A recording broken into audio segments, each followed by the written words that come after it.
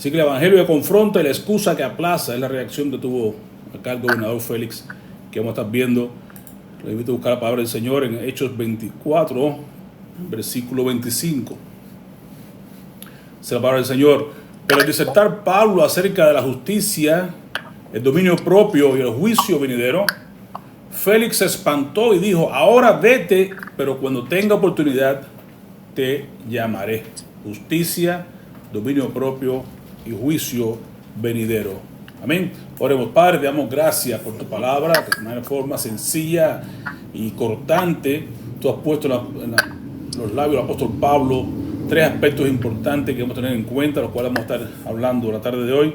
Si nos permite tenerlos en mente, en nuestros corazones, para poderlos poner en práctica y compartirlo con toda aquella persona que necesite escuchar de esas tres exhortaciones acerca de la justicia, el dominio propio y el juicio venidero. Que las personas puedan escuchar y sean confrontadas con tu palabra y que respondan correctamente, y no como respondió el gobernador Félix, que la escritura no dice si llegó a convertirse o no, porque lo que nos da evidencia solamente fue de rechazo y de postergación de la decisión a tomar cuando fue confrontado. Ayúdanos, oh Dios, a presentar con claridad tu palabra, y que sea tú abriendo el corazón a las personas como hiciste con Lidia, para que reciban tu palabra y puedan ser convertidas para beneficio de ellos y especialmente para tu gloria. En el nombre de Jesús oramos y te bendecimos. Amén. Amén. Amén. Así que el contexto inmediato de esta ocasión en la defensa de Pablo, que estaba ahí en Cesarea, en un sitio hermoso, un sitio de comercio, una bahía bien interesante, un mar hermoso. Estuvimos allí cuando fuimos a visitar la Tierra Santa. Ahí está el Coliseo, y hay una serie de lugares bien hermosos allí. Todavía quedan ruinas que son bien evidentes de los tiempos de Cristo. Así pues, tenemos que el contexto del lugar, de lo que pasó inmediatamente en aquel lugar. Pablo fue arrestado y acusado. Los judíos de Jerusalén lo acusan de sedición, de profanación del templo y de herejía. Lo vemos en parte, vamos a verlo acá en el capítulo 24, versículo 1 al 9. Dice la palabra del Señor: 5 días después descendió el sumo sacerdote Ananías con algunos de los ancianos y un cierto orador llamado Tértulo, y comparecieron ante el gobernador contra Pablo. Y cuando éste fue llamado, Tértulo comenzó a acusarle, diciendo: como debido a ti gozamos de gran paz, le decía a Félix, y muchas cosas son bien gobernadas en el pueblo por tu prudencia. Oh excelentísimo Félix, lo recibimos en todo tiempo y en todo lugar con toda gratitud. Pero por no molestarte más largamente, te ruego que nos oigas brevemente conforme a tu equidad. Porque hemos hallado a este hombre, o sea, Pablo, que es una plaga y promotor de sediciones entre todos los judíos por todo el mundo, y cabecilla de la secta de los nazarenos. Qué gran acusación la que hicieron estos hombres frente al gobernador, ¿ok? Acusándolo de sedición, acusándolo de profanación del templo, acusándolo de herejía, acusándolo de cabecilla de la secta de los nazarenos. Le decían que era promotor de sediciones. Qué interesante que se pueda decir de ti y de mí que somos cabecillas de alguna del camino del Señor, que somos promotores de decisión, de separaciones de las cosas de este mundo y buscando lo eterno, como veríamos ahorita en la palabra del Señor, en la escuela dominical. Qué bueno que se nos acusara de esas cosas, ¿verdad que sí? Seríamos bienaventurados, dice el apóstol Pedro, bienaventurados cuando sean acusados, ¿verdad?, por causa del Señor. Seremos como decía Jesús, bienaventurados cuando por mi causa os vituperen y digan toda clase de mal sobre vosotros, mintiendo. Qué bueno sería ser acusado de esa manera. Así que Pablo estaba siendo acusado, pero por una buena causa. No por ladrón, no por otra cosa, sino por estar en una buena causa, porque estaba queriendo sacar a los judíos de su mediocridad, de su mentira, que estaban ellos metidos para que fueran convertidos de las tinieblas a la luz, como Dios le llamó allí cuando le dice: Pablo, te he llamado para que vayas a abrir los ojos a las personas, ¿verdad? Los convierte de las tinieblas a la luz admirable, para que puedan salirse de las tinieblas al reino de su amado Hijo. Así que es importante que podamos nosotros ver aquí la acusación de Pablo. Lo acusan, pero qué buena causa para ser acusado. Sigue diciendo el capítulo 24, ya en los versículos siguientes, aún todavía acá estamos en la primera parte, intentó también profanar el templo, decían acá esta gente, prendiéndole, quisimos juzgarle conforme a nuestra ley, pero interviniendo el tribuno Licias con gran violencia le quitó de nuestras manos, y mandando a sus acusadores que viniesen a ti, tú mismo pues al juzgarle podrás informarte de todas estas cosas que le estamos acusando. Y los judíos también confirmaban diciendo ser así todo, toda la acusación que había contra Pablo en aquel momento.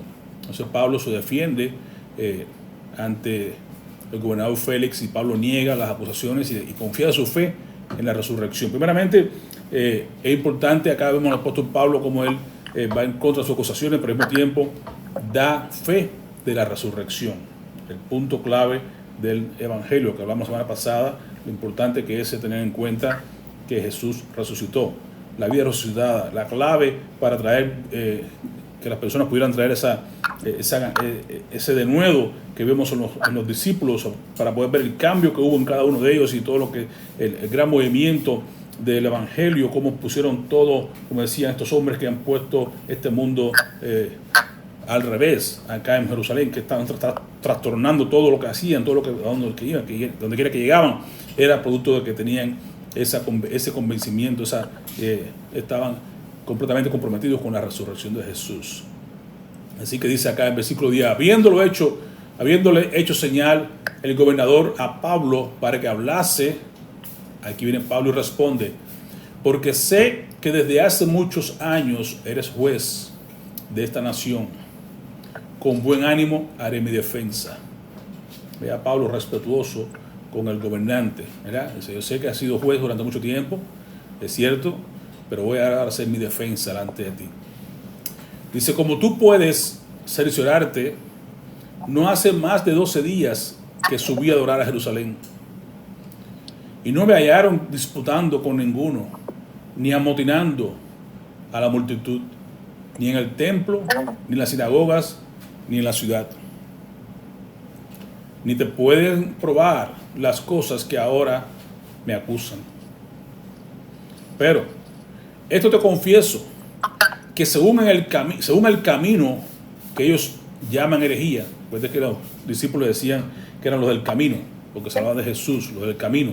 Entonces ellos están hablando acá, Pablo dice, mira, según el camino que ellos llaman herejía, y no es herejía, así sirvo al Dios de mis padres, creyendo todas las cosas que en la ley y los profetas están escritas, teniendo esperanza en Dios, la cual ellos también abrigan, de que ha de haber resurrección de los muertos, así de justos como de injustos. Así que el primer punto realmente que Pablo está expresando aquí en su defensa es su creencia, su completa,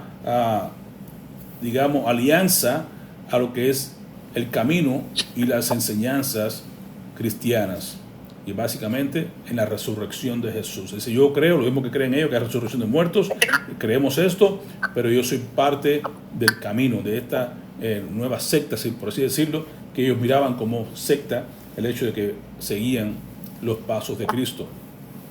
Pero está dejando claramente, primeramente aquí, que hay resurrección de los muertos.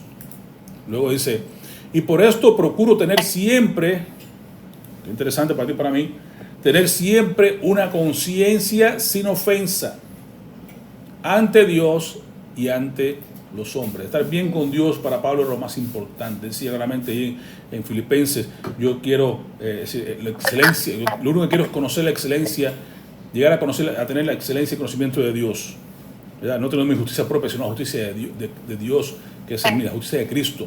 ¿Se dan cuenta? En poder tener conciencia clara delante, estar bien con Dios y estar bien delante de los hombres al mismo tiempo. Así que Pablo decía, mi función es estar bien con Dios y estar bien con los hombres. Pero pasado algunos años vine a hacer limosnas a mi nación y presentar ofrendas. Y estaba en ello cuando unos judíos de Asia me hallaron purificado en el templo, no con multitud ni con alboroto. Ellos deberían comparecer ante ti y acusarme si así me tienen algo, si contra mí tienen algo. O digan estos mismos si hallaron en mí alguna cosa mal hecha. Hay que crearse conciencia bien clara ante la gente. Cuando comparecí ante el concilio, a no ser que estando entre ellos prorrumpí en alta voz acerca de la resurrección de los muertos, soy juzgado hoy por vosotros. ¿Sabe que eso fue lo que pasó cuando estaba en el concilio? Y estaba ahí discutiendo con Pablo y aquello, lo otro, y Pablo entonces habla de la resurrección de los muertos. Y esto trajo disensión entre los fariseos y los saduceos, porque los saduceos no creían en la resurrección. Entonces se armó el alboroto cuando él dijo y habló de la resurrección. Por tanto, eso fue lo que básicamente provocó que trajeran a Pablo ahora ante el gobernador Félix. Sin embargo, sigue diciendo aquí la palabra del Señor. Entonces Félix, oídas estas cosas, estando bien informado de este camino, estamos hablando porque no fueron llamados cristianos hasta que no fue a Antioquía, pero hasta este momento se llamaban los del camino, les aplazó diciendo: cuando descendiera el tribuno Lisias, acabaré de conocer de vuestro asunto. Así que legalmente pues dijo: voy a esperar que llegue este hombre que te acusa o que te tomó allá en Jerusalén. Cuando él venga, yo te haré el resto de las cosas y nos pondremos de acuerdo, podré ver el asunto completo. Y mandó el centurión a que custodiase a Pablo, pero que se le concediese alguna libertad y que no impidiese a ninguno de los suyos servirle o venir a él. Así que tuvo gran compasión con Pablo en este sentido, lo mantuvo ahí hasta que llegara el momento que tuviera más detalle. Y ahí entramos en el punto de hoy, ¿verdad? La defensa de Pablo ante el gobernador Félix. Dice: algunos días después, porque esperando Licio que llegara, ¿no? Viniendo Félix con Drusila, su mujer, que era judía, llamó a Pablo y le oyó acerca de la fe en Jesucristo. Interesante que Pablo se encuentra ahora aquí una vez más frente al gobernador, y en este caso ahora viene con su esposa. Realmente ya sabemos que, si usted ha leído un poco sobre esto, pues una señora que no era la esposa realmente de este gobernador, una mujer de mala vida, por así decirlo, aunque era mujer joven, pero que era su tercera esposa para este hombre, el gobernador, y había sus cosas, ¿no? Por lo cual Pablo, que también conocía esto, pues tomó ventaja acá y le pone esto en función, en perspectiva. Dice el 25: pero al disertar Pablo acerca de la justicia, el dominio propio y del juicio venidero, Félix se espantó y dijo: ahora vete, pero cuando tenga oportunidad te llamaré. ¿Por qué? Porque esperaba también con esto que Pablo le diera dinero para que lo soltase, por lo cual muchas veces lo hacía venir, hablaba con él, se iba, volvía y todo para buscar manera de que Pablo le pagara y por su libertad. Pero al cabo de 2 años, tuvo 2 años de gracia, al cabo de 2 años recibió Félix por sucesor a Porcio Festo, y queriendo Félix congraciarse con los judíos, dejó preso a Pablo, aún sabiendo que no tenía ninguna causa por la cual dejarlo. Sin embargo, lo dejó preso. Tuvo la oportunidad de escuchar a Pablo no una vez, no, muchas veces. Tuvo la oportunidad de escuchar de Pablo, de la boca de Pablo, acerca de la resurrección, acerca del camino, acerca de las cosas del Señor. Sin embargo, durante esos 2 años no rindió su corazón al Señor. Fue confrontado varias veces, pero sin embargo no respondió al llamado del Evangelio, como muchas personas tampoco responden cuando tú y yo hablamos. Pero aún así Pablo, cada vez que tenía oportunidad, hablaba del mismo asunto. Hay un tribunal de conciencia, claro está. Aquí tenemos a Pablo ahora mismo frente al gobernador una vez más. Y usted se imagina a un juez corrupto, sentado en su estrado, con un amante a su lado, en este caso Drusila, esperando un soborno. Bueno, este es Félix. Pablo, encadenado, no defiende su vida, sino que juzga al juez. ¿Qué clase de agallas la de Pablo? Está encadenado, está frente a un juez, está siendo condenado, está siendo acusado. Sin embargo, él revierte todo esto y va ahora y enfrenta al juez en su condición, aún siendo una persona que está en poder, una persona que está en liderazgo, le habla claramente y le dice las cosas como son. Aquí lo interesante no es que yo esté encadenado, aquí lo interesante es que tú tienes que enderezar tu vida, que tú debes ponerte a cuenta con el Señor, que tú debes hacer lo correcto si quieres llegar al mismo destino que voy yo. Aquí Pablo se pone y no define su vida, sino que juzga al juez. Si muchos hoy escuchan la verdad en posición de poder, pero atrapados en inmoralidad, atrapados en codicia, lo vemos constantemente. Mucha gente está en varios niveles. ¿Cuántos escándalos hay producto de las, ya saben, de problemas de inmoralidad, problemas de abuso de poder, problemas de abuso de dinero, a veces problemas con las drogas, problemas con todo tipo de cosas que la gente, aunque esté a niveles altos, pueden estar muy bajos espiritualmente hablando. Y esto es lo que Pablo vio en este hombre y sin temor alguno lo hizo y lo dijo. Es cierto lo que decía Spurgeon. Decía lo siguiente: pero algunos hombres dirán, Señor, los ministros no deberían ser personales. Los ministros deben ser personales, y hasta que lo sean ellos, nunca serán felices. Nunca serán fieles a su maestro.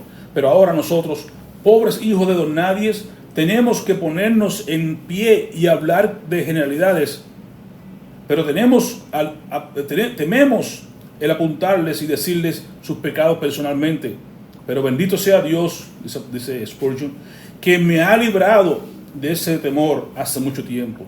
No existe un hombre que camine en la superficie de este planeta a quien no me atreva a reprender. Y ustedes conocen, existe una mujer muy cerca de acá que también tiene ese problema, no tiene temor de reprender. Así que aquí Pablo se encontró en esa situación en la cual no tuvo temor de reprender al juez, aun cuando estaba en su condición de ser ahí, estar en liderazgo. Así que los tres ejes fundamentales que Pablo tomó en este mensaje, no sé por qué tomó eso, pero realmente lo cierto es que tomó 3 puntos muy importantes que tú y yo debemos tener en cuenta y debemos aprovechar y también hacerlos parte nuestra. Pablo tomó 3 ejes: uno, la justicia; otro, el dominio propio; y el tercero, el juicio venidero. Así que si usted va a hablarle a alguien del Evangelio y quiere hacerlo de una manera completa y extraordinaria, habla a las personas acerca de la justicia, habla a las personas acerca del dominio propio y habla a las personas acerca de ese juicio venidero. Qué gran ejemplo de la predicación de Pablo. Y vean cómo les digo, no importó que estuviera, no fue que lo habló ahí en cualquier sitio, lo habló frente a un juez, lo habló frente al gobernador, no tuvo en cuenta, no tuvo temor, porque qué más podía pasar, ya estaba encadenado, ya estaba preso, estaba siendo juzgado. Que lo maten, bueno, que te maten por una buena causa, por abrir tu boca y decir las cosas como debe ser. Así que la justicia, básicamente, el primer elemento que tomó Pablo aquí en su predicación, es que no solo se trata de dar a cada uno lo suyo, eso es justicia social, ¿verdad? Lo vemos en varios lugares, lo vemos en todo, ¿sabes? En los evangelios, lo vemos allá también en el Antiguo Testamento. Pero la idea es que no se trata solamente de dar a cada quien, a cada uno lo suyo, sino la justicia perfecta de Dios, que es la más importante, es la que hace que estemos a cuentas con Dios. Y Pablo confronta a Félix con su corrupción. Dice, mira, tú no estás bien, estás viviendo en pecado, estás haciendo las cosas mal, no estás bien con Dios. Así que, ¿cómo poner un espejo delante de alguien manchado de barro? La justicia divina revela nuestra injusticia. Es como eso. Si alguien está manchado de barro, te dice, estoy bien, estoy feliz, estoy contento, no sé nada, porque no está viendo. Si le pones un espejo, luego se va a mirar y sabe, espérate, veo manchas aquí, veo manchas allá, me veo oscuridad por acá, oscuridad por allá, me veo feo, me veo horrible. Entonces, esa es la idea, que usted pueda confrontarse con la justicia de Dios. Cuando usted se confronta con la justicia del vecino, usted quizás dice, yo soy mejor que fulano, soy mejor que mengano, no soy un ladrón, soy un... O sea, como decía aquel que fue a orar juntamente con el fariseo, que fue a orar juntamente con el publicano. Y decía, bueno, qué bueno, Señor, que yo no soy como este que está aquí al lado mío, que bueno, que yo doy mi diezmo toda la semana, yo no robo, yo no mato, yo no gasto. Sí, tu justicia quizás comparable con otros, pues sería una justicia, entre comillas, quizás buena. Sin embargo, cuando te miras a la justicia de Dios, que Dios es bueno, que Dios es eterno, que Dios es suficiente, que en Dios no hay sombra de variación, en Dios no hay pecado, entonces me doy cuenta que yo estoy manchado, que yo estoy mal, que yo no estoy a cuentas con Dios correctamente, que yo tengo que decir como decía Isaías, ay de mí, que soy hombre pecador, de labios inmundos, y he visto entre personas con igualmente inmundas. Así que Me doy cuenta de mi inmoralidad, me doy cuenta de mi fatalidad, me doy cuenta de mi bancarrota espiritual. Vean a Pedro cuando se encontró con Jesús, que va ahí en Lucas 5, que llega y toma aquella gran pesca milagrosa. Cuando él se da cuenta, dice: Señor, apártate de mí, que soy hombre pecador. Se da cuenta que frente a Cristo no somos más que unas personas que nos damos cuenta de nuestra inmundicia. Entonces la justicia correcta es la justicia que nos miramos, es cuando nos miramos justamente en comparación con la justicia de Dios, no con la justicia de los demás. En el sentido horizontal está bien, pero cuando miramos hacia arriba nos damos cuenta que somos injustos, que somos imperfectos, que no somos puros, que nos falta mucho todavía por aprender. ¿En qué áreas estás tú siendo injusto con Dios o con los demás? A veces hasta en las dos partes, somos injustos con Dios, también somos injustos con las personas. No damos a las personas lo que merecen muchas de las veces, cómo ayudar a otras personas en su necesidad. Pues entonces de eso se trata. La justicia implica rectitud moral y cumplimiento de la ley divina. No solo justicia legal o social, sino también justicia de Dios en Cristo. Y lo más importante, la justicia. Tú le hablas a las personas de la justicia, es cómo estar bien con Dios. Porque seas bueno. Mucha gente dice: no, es que yo soy bueno, yo no he hecho mal a nadie, yo no robo, yo no mato. Sí, está bien, eres justo, monetariamente, voy a dar ese beneficio. Eres tú justo, socialmente hablando, lateralmente hablando, con el prójimo. Pero ¿estás bien con Dios? ¿No hay nada que esté interrumpiendo tu comunión con Dios? ¿Has puesto tu fe en Cristo? ¿Estás en una comunión correcta con Dios? ¿Estás justificado? Porque la palabra que quiere decir acá es justo. ¿Estás viviendo una vida de rectitud moral? ¿Estás cumpliendo con la ley divina? Entonces de eso se trata la justicia. Lo cual descubrió Pablo cuando allí en Romanos capítulo 1, 17, dice: porque el Evangelio, la justicia de Dios, se revela por fe y para fe.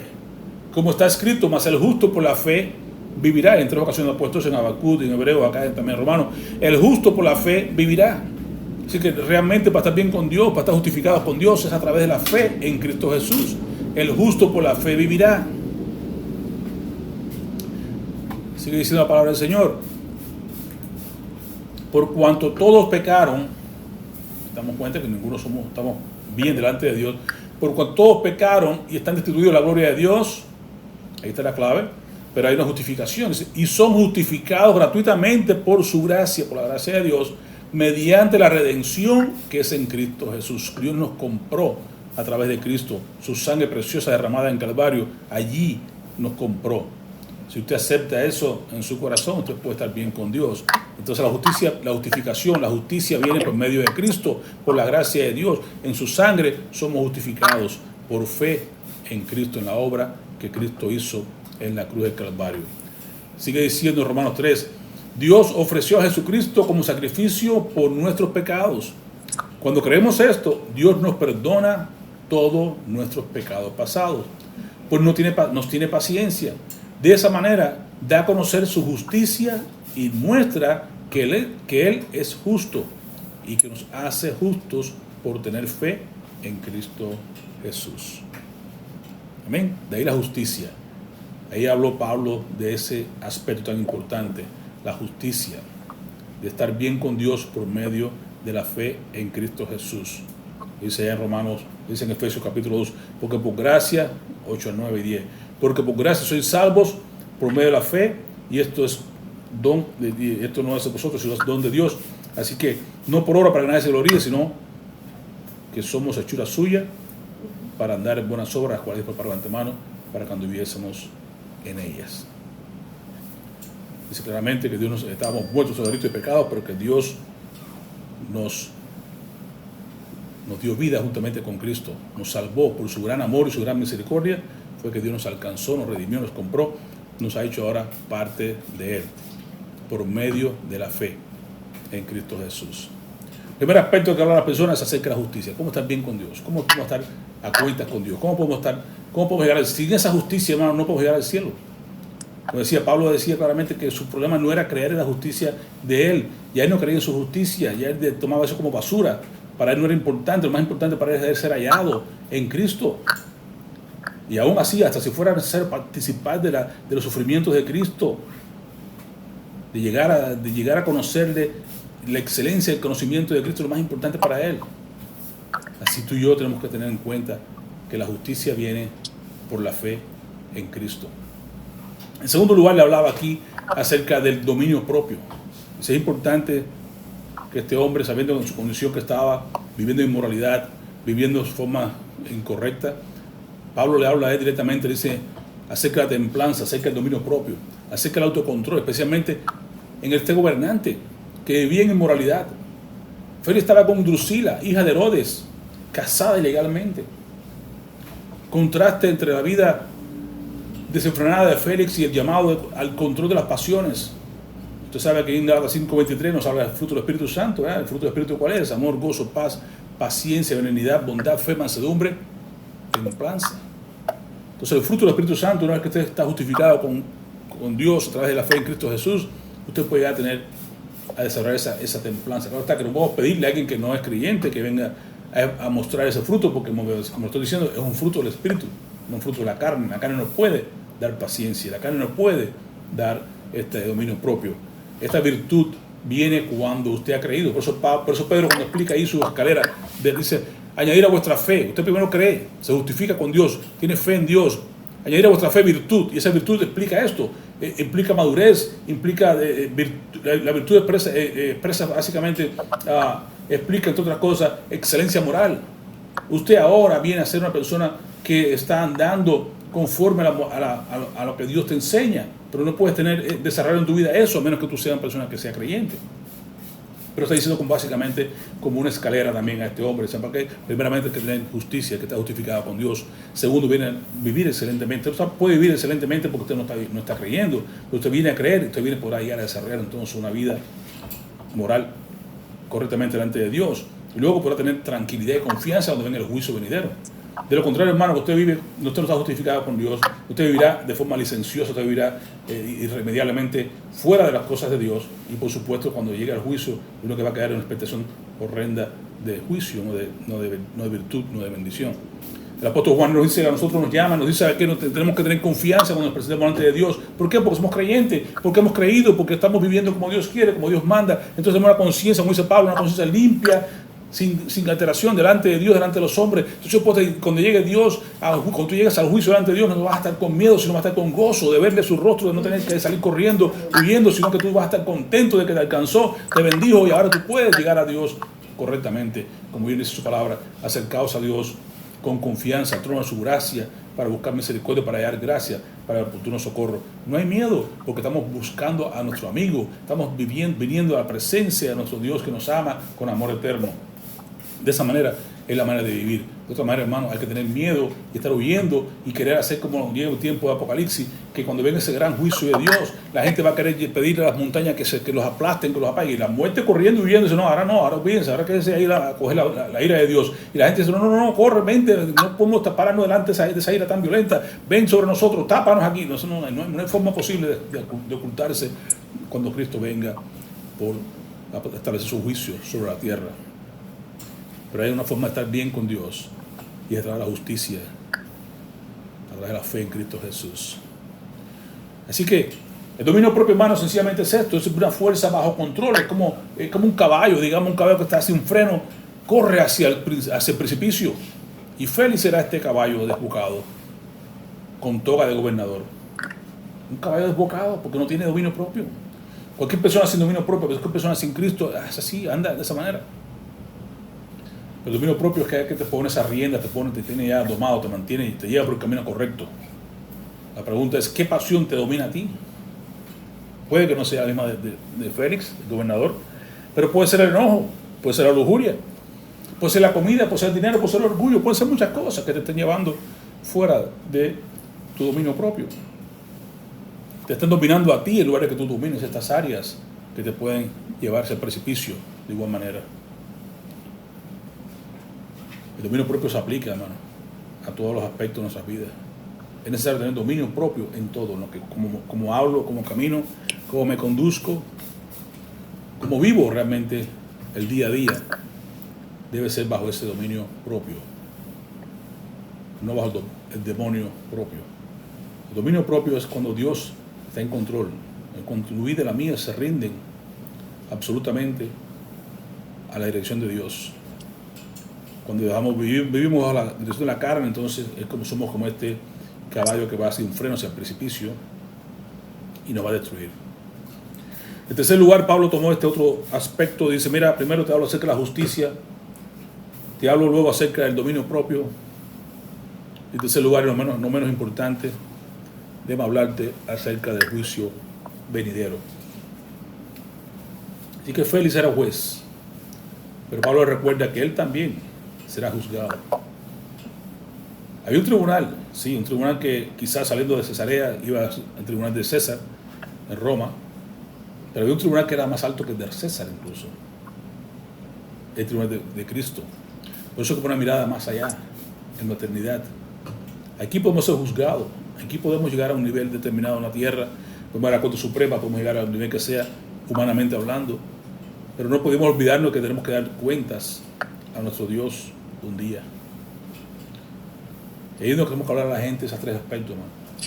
Así que mira, hay que estar bien con Dios, hay que vivir con la excelencia moral que Dios espera de nosotros. ¿Por qué, hermano? Porque hay un juicio venidero. Así como un policía de tránsito te puede poner una multa, pero tiene orden de captura pendiente, un día lo detendrán. Sí, puede ser, nos pasó. Hubo un caso en Las Vegas. De hecho, había unas multas por allá por California. Lo paran un día por nada, por un foco, una avería del carro. Y cuando se dan cuenta tenía muchas multas pendientes, tenía muchas cosas pendientes por allá por California, terminó preso. Pero se volvió el Señor. No solamente lo dio preso, sino que también luego se le descubre un tumor cerebral porque estaba convulsando en la cárcel y eso lo trajo el Señor de vuelta. Dios tuvo gracia con él, tuvo uno de los tumores más violentos que hay del cerebro, y sin embargo, cuando otras personas han durado solamente 3 meses, Dios le dio como de 10 a 11 años.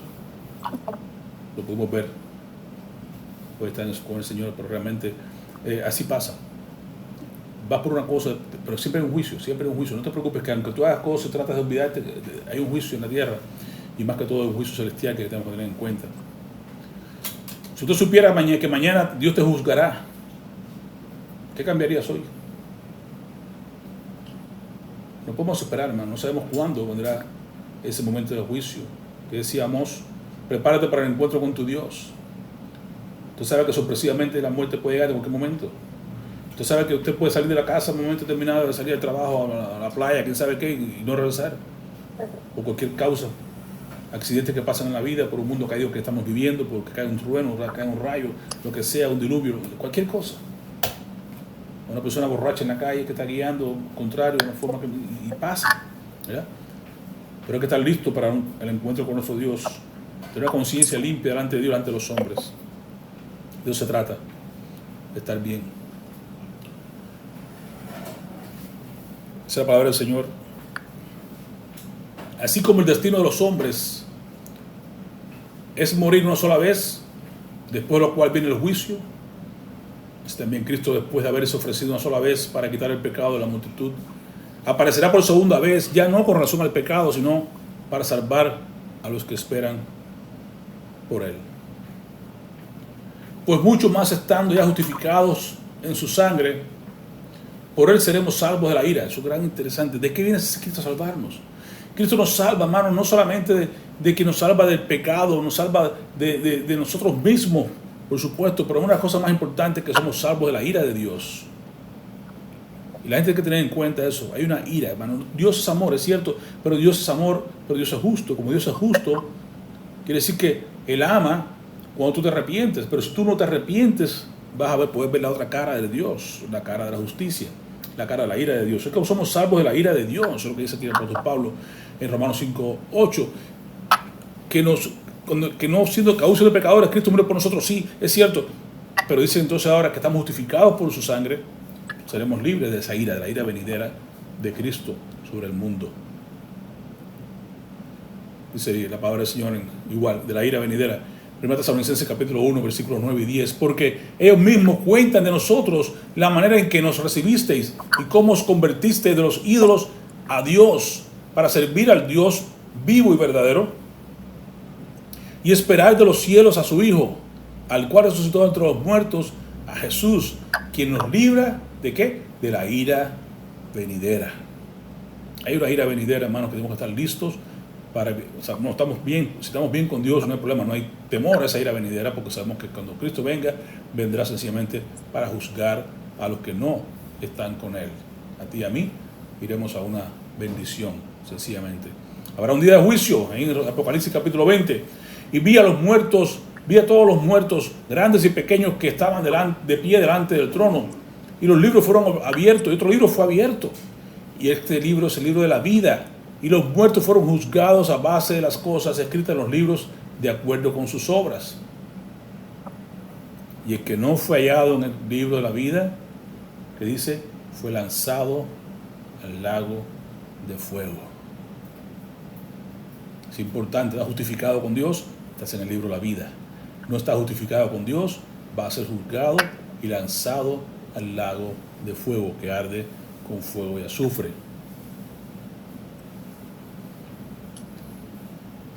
El día en que Dios juzgará por Jesucristo los secretos de los hombres conforme a mi evangelio, dice el apóstol Pablo en Romanos 2:16. En Hechos 17:31, porque a él ha establecido un día en el cual juzgará al mundo en justicia por medio de un hombre a quien ha designado, habiéndolo presentado pruebas a todos los hombres, a resucitarle de entre los muertos. La resurrección es la clave, y con este mismo hombre que se resucitó, que es Cristo Jesús, volverá un día para establecer la justicia sobre este mundo, para juzgar a aquellas personas que no quieren estar en conformidad con Él, y para llevar a salvación a las personas que hemos creído en Él a pasar la eternidad con Cristo. Y vendrá el juicio de las naciones, y será reunida delante de Él todas las naciones, y apartará los unos de los otros, como aparta el pastor las ovejas de los cabritos. Y pondrá las ovejas a su derecha y los cabritos a su izquierda. Y entonces el rey dirá a los de su derecha, venid, bendito de mi Padre, heredad el reino preparado para vosotros desde la fundación de los mundos. De los de su izquierda, ya sabe, lo enviará ahí al infierno, al crujir de dientes, donde el gusano no muere, donde el fuego no se apaga, todas esas cosas. El Salmo 2 también nos narra acerca del juicio venidero. ¿Por qué se amotinan los gentiles o la gente y los pueblos piensan cosas vanas de mí? Dice el Señor.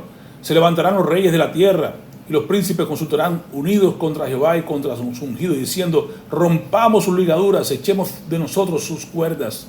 Quieren vivir libres sin el control de Cristo. Sin embargo, dice, el que mora en los cielos se reirá. Y el Señor se burlará de ellos y luego hablará a ellos en su furor y los turbará con su ira, la ira venidera del Señor. Pero yo he puesto, era bendición tuya y mía, pero yo he puesto a mi rey, he puesto mi rey sobre Sión, mi santo monte.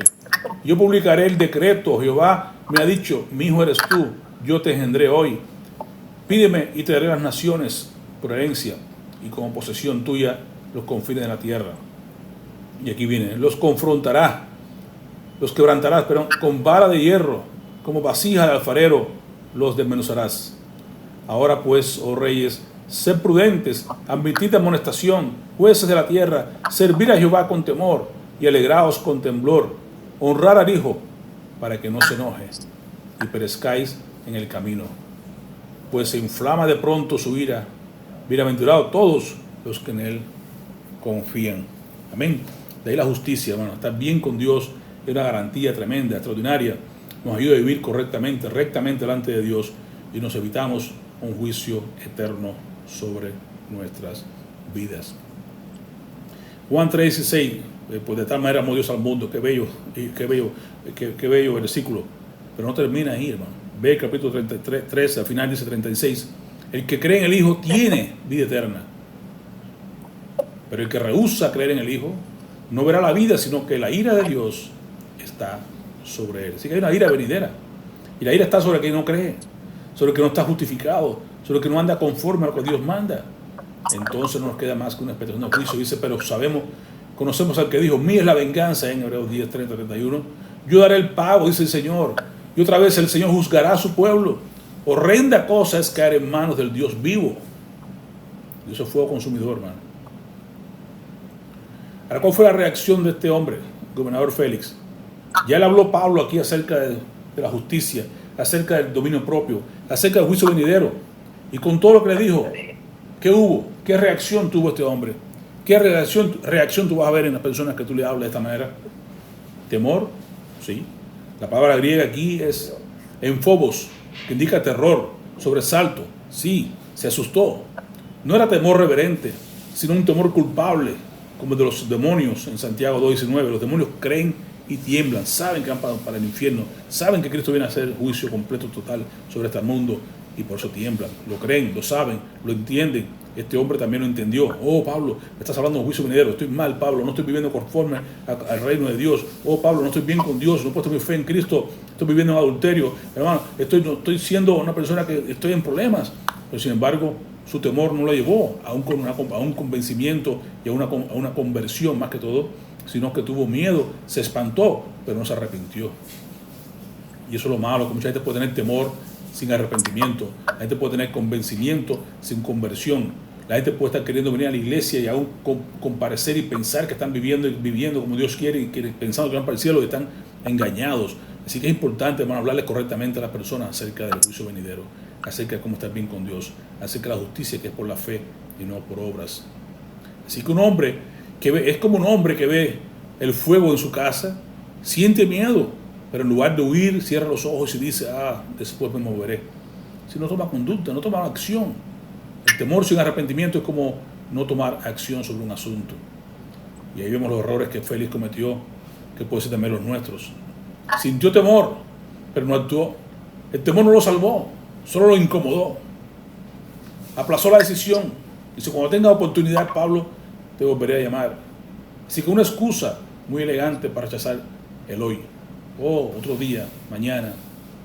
Hoy no, mañana sí. Esperó condiciones favorables, condiciones ideales. 2 años pasaron, hermano, y nunca llamó a Pablo para oír más. 2 años de gracia le dio el Señor, pero no se convirtió. El después es el ladrón de las almas. Nadie garantiza el mañana. La procrastinación, el dejar para después, para un mejor tiempo. Oh, estoy muy joven, todavía no, déjame terminar con aquello, con lo otro. Oh, cuando me case, oh, no, cuando tenga hijos, oh, no, cuando ya esté viejito, oh, no, no sabes cuándo el Señor te va a llamar. Y dejar de pasar la oportunidad cuando tú escuchas la voz de Dios en tu corazón, peligroso. Este hombre nos da una evidencia de los errores que podemos cometer muchas veces. Cuando escuchamos la voz de Dios, no podemos poner nuestro corazón duro. Tenemos que tener una respuesta activa. Le dijo, ahora vete. Rechazó el mensaje.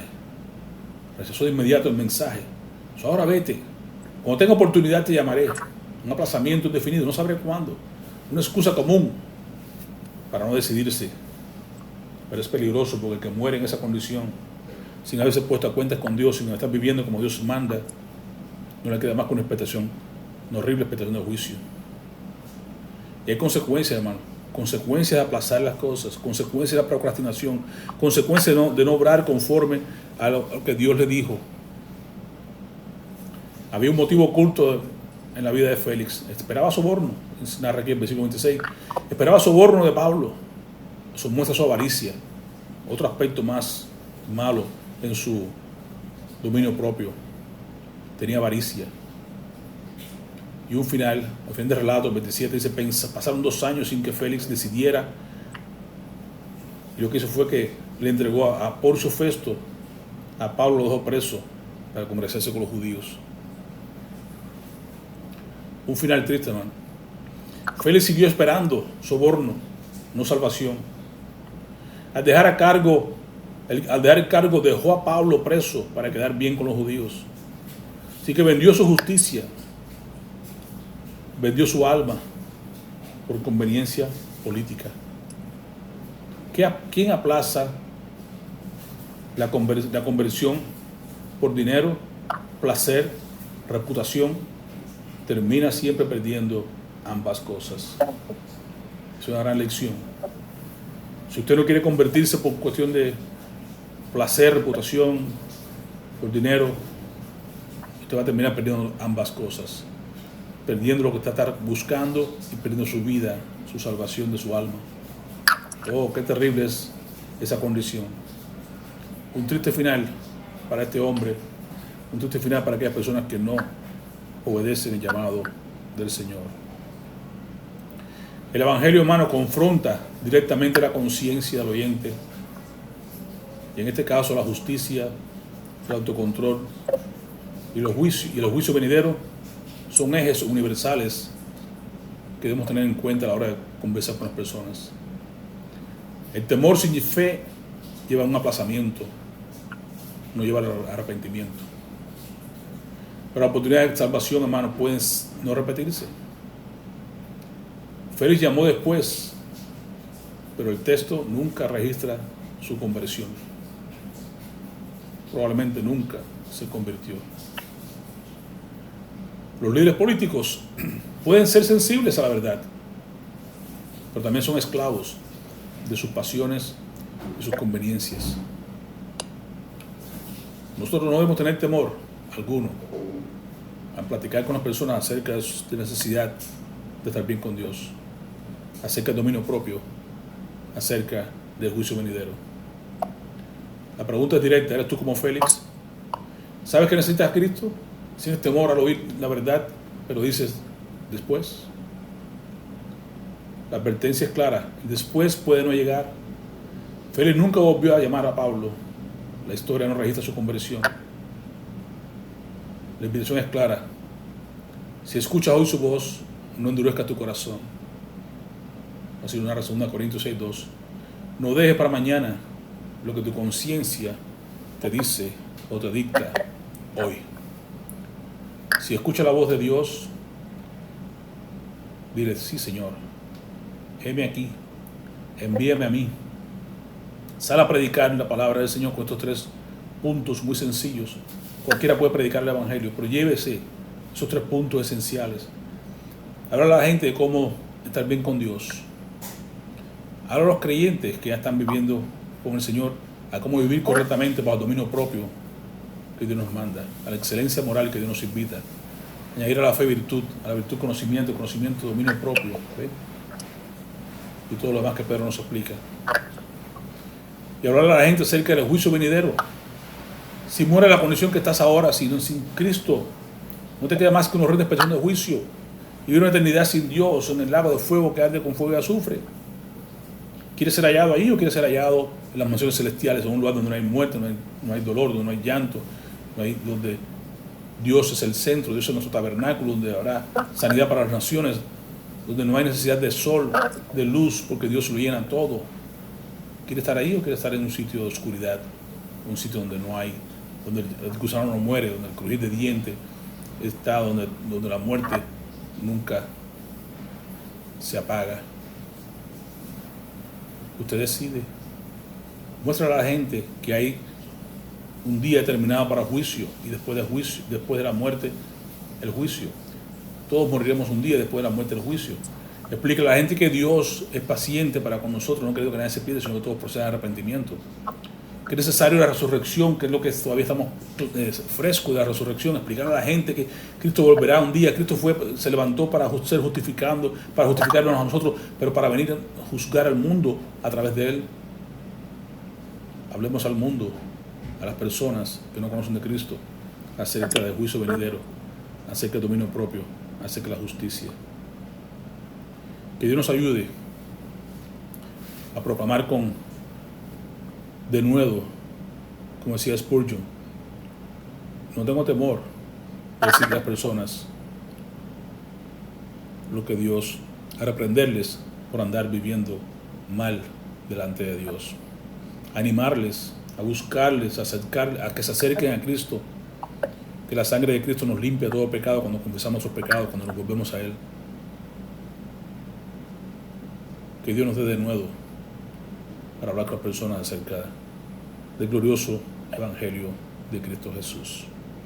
Oremos. Padre, te damos gracias por tu palabra, gracias porque tenemos un gran ejemplo acá a través de la vida de Pablo, frente al gobernador Félix, que no importa qué lugar estemos, en qué momento, frente a qué personas estemos, que sean personas sencillas del mundo, personas que estén en eminencia, cualquiera que sea, que tengamos la capacidad de poder nosotros proclamar, tener una conciencia libre limpia delante de Dios, delante de los hombres, de que podamos proclamar la grandeza del Evangelio glorioso. Que podamos compartir esos tres aspectos esenciales de justicia, dominio propio, juicio venidero. Aquel que quiera escuchar será bendición para él, que lo rechace, lo deje para después, será perdición para ellos. Pero no seamos culpables del pecado de silencio, no, que abramos nuestra boca, proclamemos de nuevo tu glorioso Evangelio. La obra la haces tú, el corazón lo preparas tú, la tierra es tuya. Ayúdanos a sembrar semilla, ver el fruto juntos y gozarnos cuando veamos que un pecador se arrepiente, porque sabemos que hay gozo en los cielos cuando esto ocurre. Si no lo vemos ahora, lo veremos un día en el cielo, pero ayúdanos a serte fiel en proclamar tu palabra. Ayúdanos, bendícenos, guíanos y sé exaltado en todo cuanto hagamos, en el nombre de Jesús.